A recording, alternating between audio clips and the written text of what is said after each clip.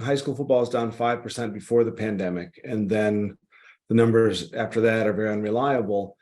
But it wouldn't surprise me to see numbers pick back up. I think pandemic-wise, people are happy to be with each other again, part of a big team like a football team. And I think the other side of it is maybe high school football is getting safer because we've required concussion education. We're setting limits on hitting in practice, and the reputation might be building back because of moves that people have made. Interesting. Okay. Yeah, I mean, so one of the, I wondered if that was it. And then when I look closer at the numbers, there are peaks and valleys, but the real valleys seem to be in 2018, 19 here locally. So obviously before the pandemic. And then, numbers tend to be picking back up. So yeah, it sounds like maybe one of the reasons could be because high school football is getting safer. I mean, it could be. I mean, the NFL is as popular as it's ever been.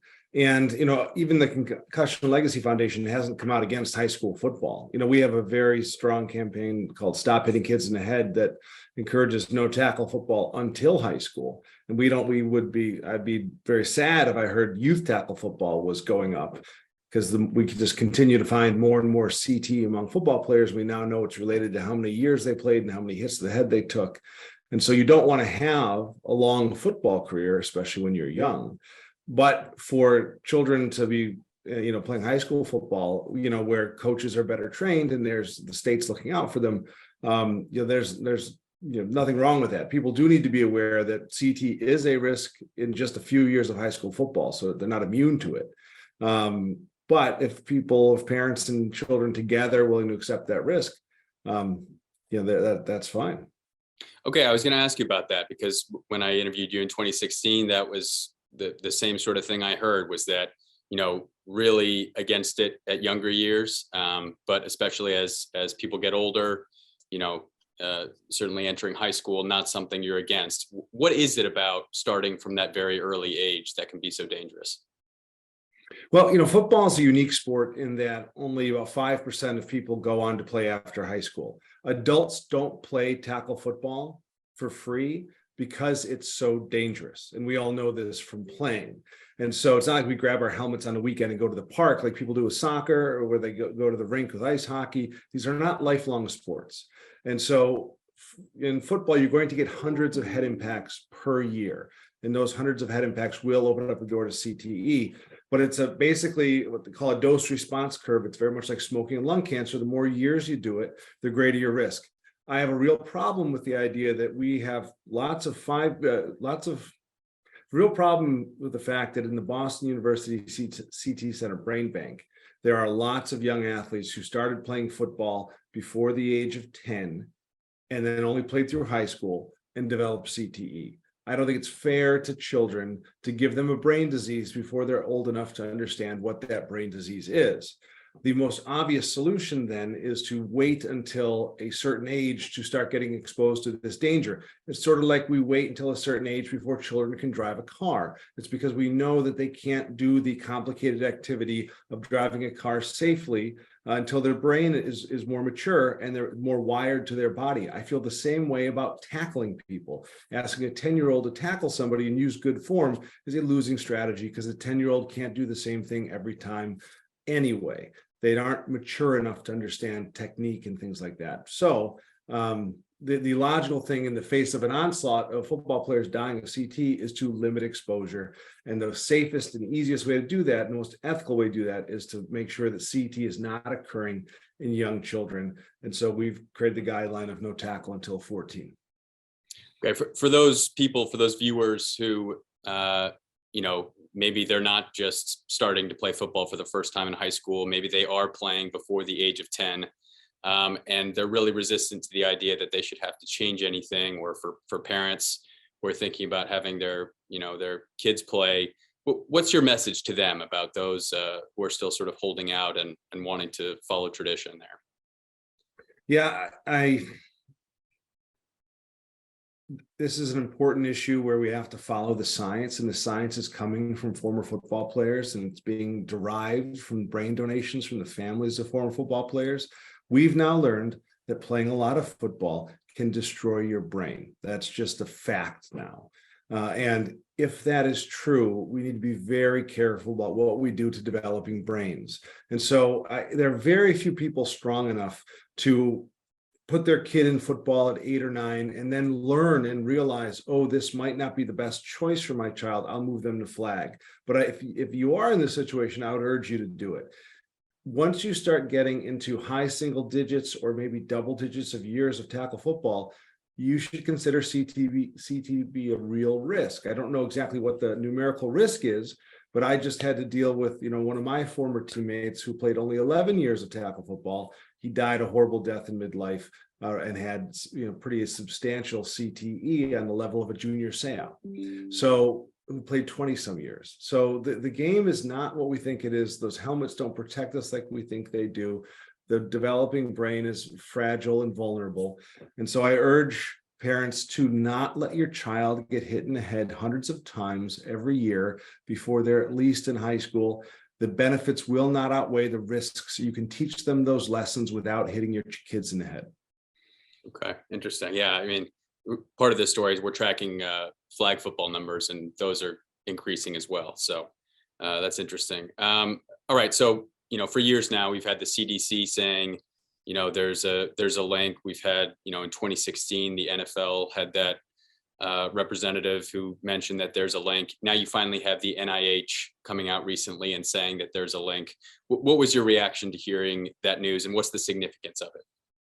Yeah, I was actually the first to hear that news, that the NIH now accepts cause and effect between getting hit in the head and developing CT, because I and a number of our colleagues submitted a letter to the NIH saying, look, it's time that we change our policy because this is a preventable disease. This is a disease that, again, we've now identified nearly 1,000 athletes over the last 15 years, and a very substantial percentage of all the athletes have been looked at.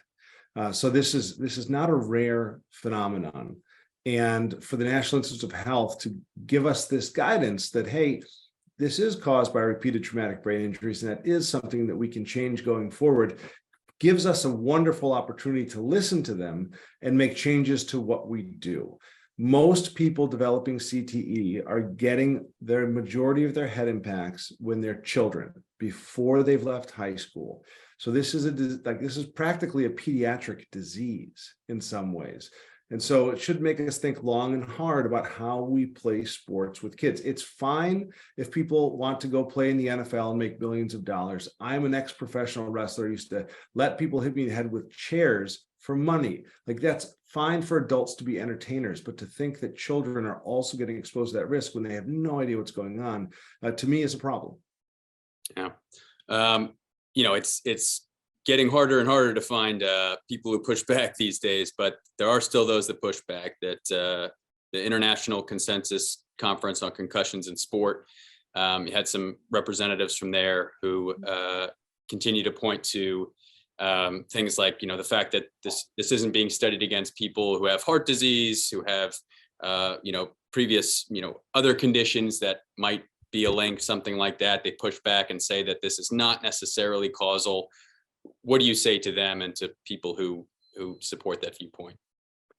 Yeah, the industry, whether it's smoking or whether it's climate change or whether it's coal, big coal, they can always find somebody who's the last person convinced of a causation link. And that person can get a very high profile because the industry needs them out there. As an individual, you should follow the guidelines of the experts in the field and the unbiased experts from our government, who are put there because they are trusted, because they are sober, because they take their jobs very seriously.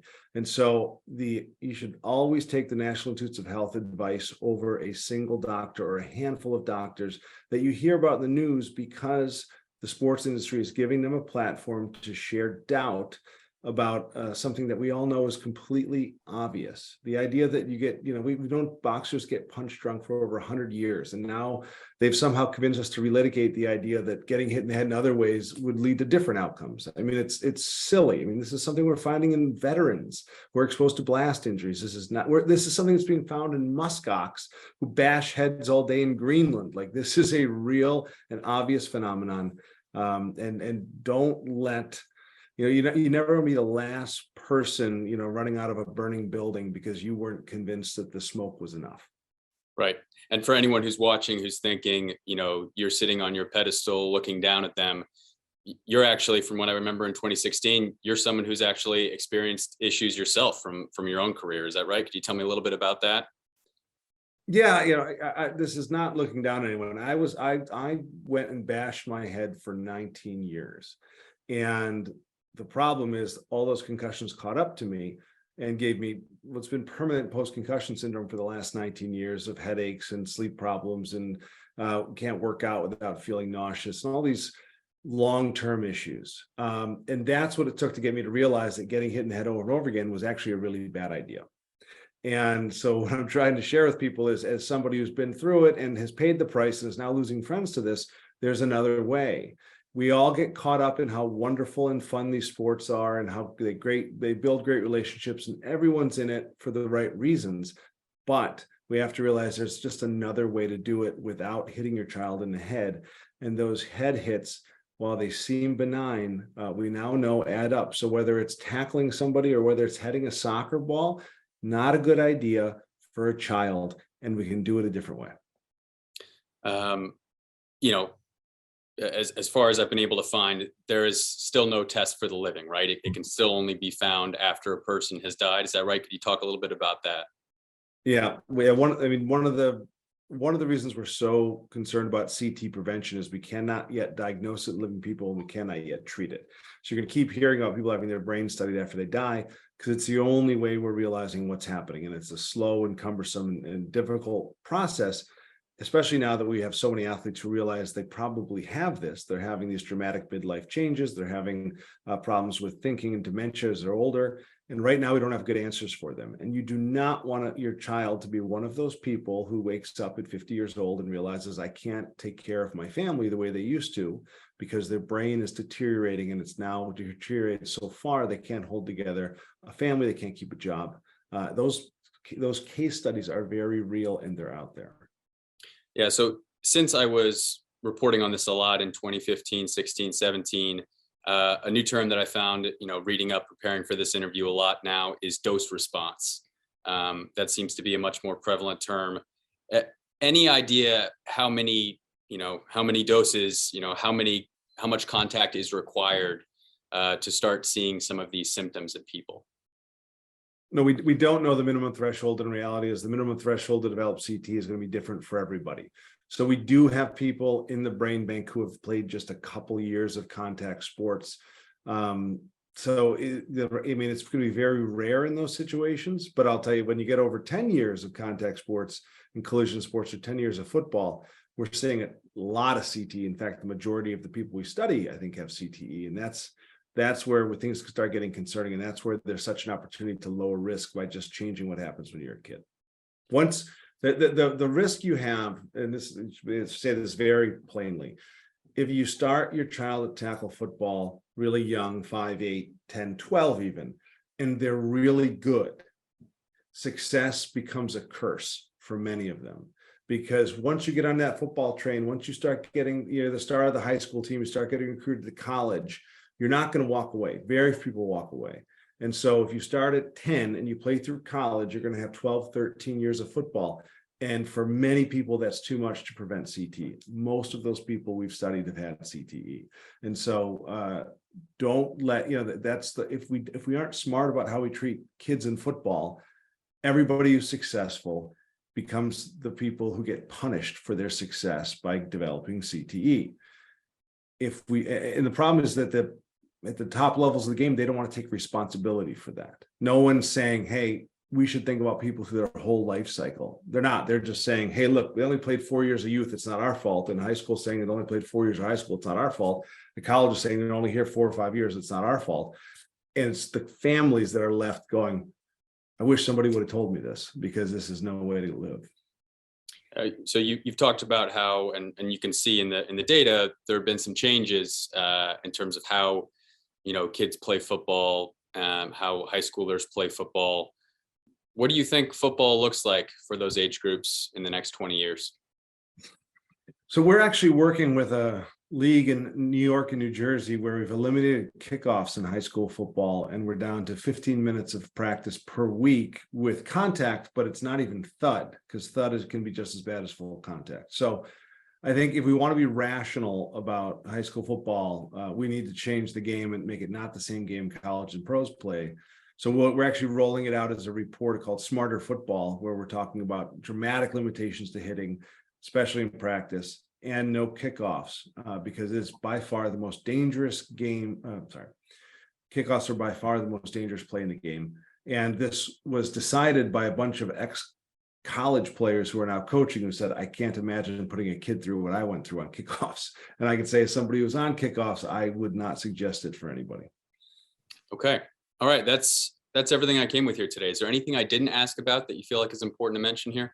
No, I think that sounds good. I appreciate you getting the word out, Tolly. All right. Thanks very much, Chris. Thanks for taking the time.